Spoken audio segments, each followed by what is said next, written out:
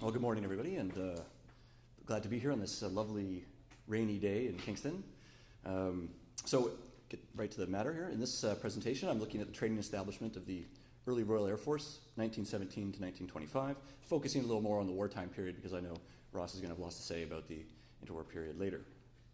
So this period covers the transition from the Royal Flying Corps and the Royal Naval Air Service establishments to the unified RAF in 1918, the search for new missions in 1919, and the 1920 demobilization and eventual establishment of the new training regime in 1925. This is the convenient point to end the debate, as this is the end of the RAF's childhood, as it has been described by some historians. So here we just have the two major pre-war training areas, the Central Flying School Up Evan, and then RNAS East Church. So in 1917 and 1918, the Royal Flying Corps and Royal Naval Air Service grew in size and sophistication. During the wartime period, the training establishment was geared toward producing primarily pilots, observers, and technicians to meet wartime requirements. The Royal Flying Corps, Central Flying School at Up Evan, and the RNAS School at East Church were initially too small to cope with the expansion and attrition of the air services.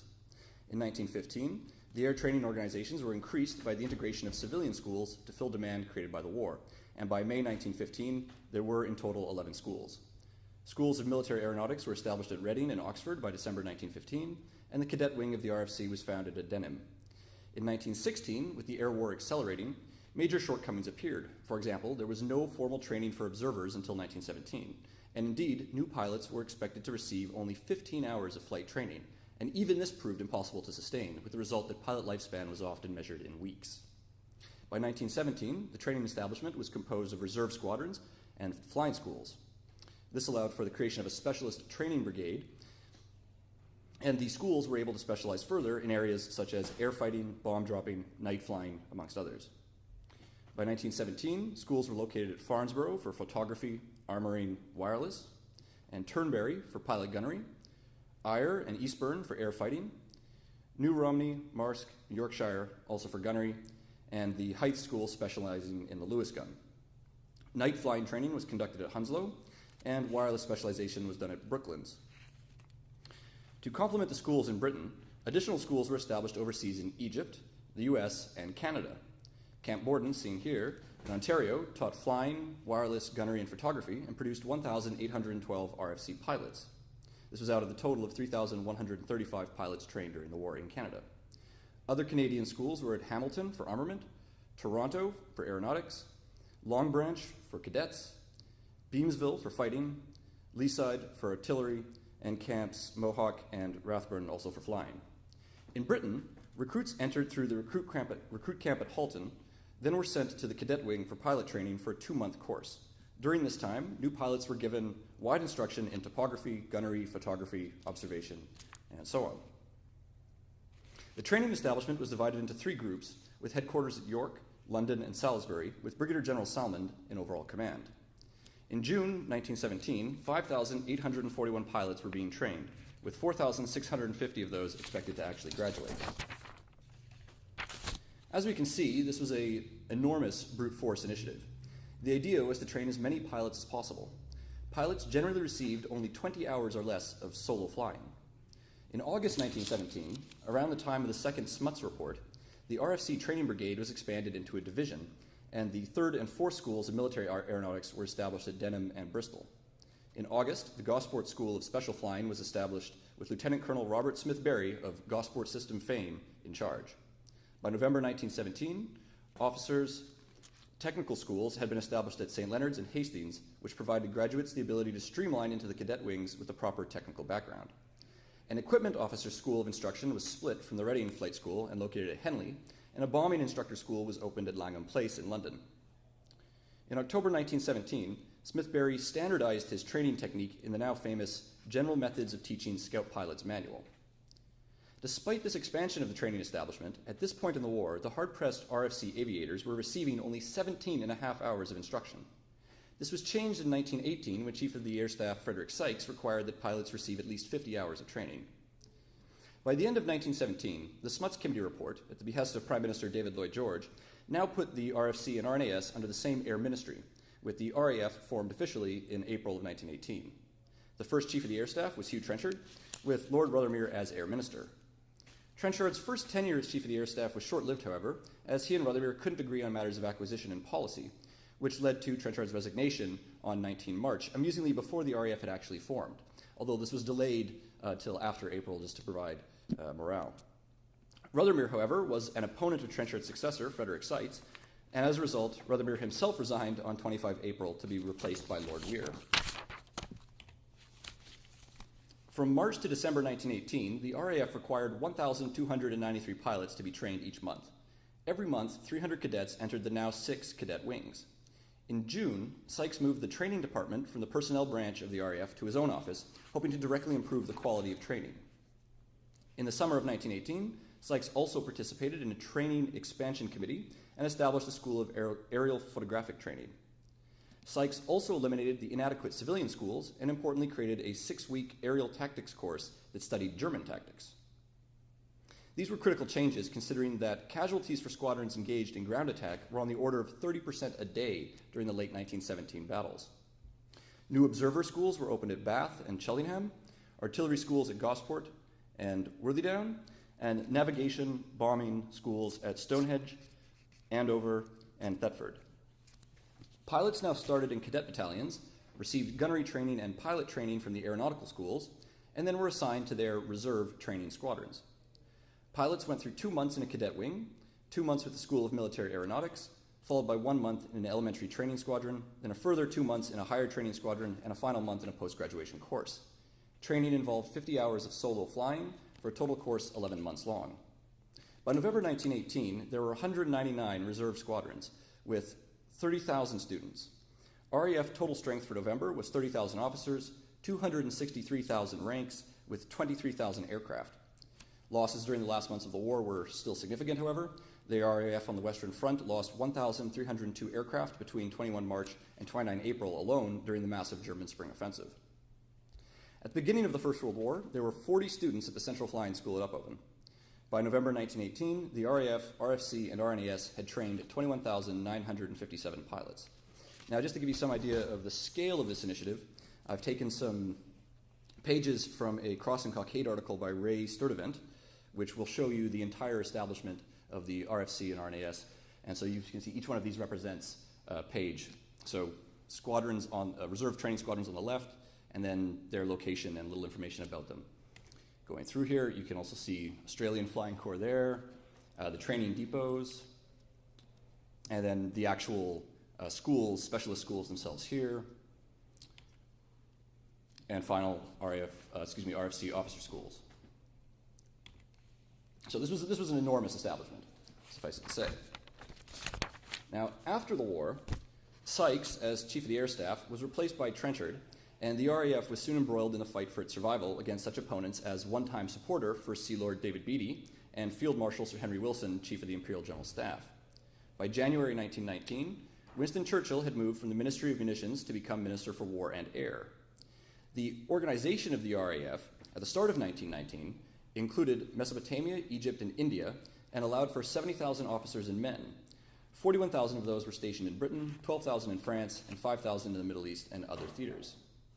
In October 1919, the Cabinet endorsed Lloyd George's August proposal for the 10-year rule, capping defense spending and beginning a major period of demobilization. In December, Churchill endorsed Trenchard's proposal, reducing the RAF to 30,000 men. Much of the drawdown came from disbanding former squadrons, in particular the Royal Naval Air Service squadrons, and included the demobilization of the women's RAF, for a total of 23,000 officers, 21,000 cadets, and 227,000 ranks demobilized, including 5,000 women. After 18 months of peace, only 28 out of 185 former service squadrons remained. By March 1920, only 3,280 officers and 25,000 other ranks remained in the RAF. Now, meanwhile, Trenchard had been closely supervising the writing of the first volumes of the official history, providing the RAF with a historical foundation. Volume 1 by Walter Raleigh was published after his death in 1922. However, the RAF itself does not actually appear until Volume 6, published by H.A. Jones in 1937. Now, with the RAF scaled down so significantly and the rivalry with the Navy over the fleet air arm gaining steam, Trenchard's objective was to ensure that the RAF survived in the future. Towards that end, he established a core training organization from which the RAF could be expanded when more resources became available. Searching for a mission to keep the RAF in existence, in January 1920, Trenchard sent the RAF into action in Somaliland as part of an imperial policing scheme devised by Colonial Secretary Lord Milner. By March, Trenchard presented Churchill with a proposal to use the RAF in Mesopotamia as well. Churchill, for his part, was well on his way to recreating his circus from the pre-war RNAS days, with Trenchard in the place of Churchill's former RNAS chief, Murray Suter. Churchill was even eager to incorporate armored car operations into the Iraq scheme, much as he had done with his combined arms approach to the RNAS in 1914. In February 1921, Churchill was moved to the Colonial Office, and at the Cairo Conference of 1921, the RAF was officially made responsible for colonial policing missions, representing a major transition in RAF doctrine. Now, the Cranwell Cadet College was established in November 1919, raised to the status of a command in 1920, with Air Commodore Charles Longcroft presiding. Cranwell had formerly been the RNAS Central Depot and training establishment under the leadership of Commodore, later 5th Sea Lord, Godfrey Payne. In 1921, the provisional syllabus for the RAF Cadet College at Cranwell was outlined, allowing for a 2-year program. In 1923, Cranwell admitted 30 cadets, with expectations that up to 120 would be required to maintain the RAF Officer Corps.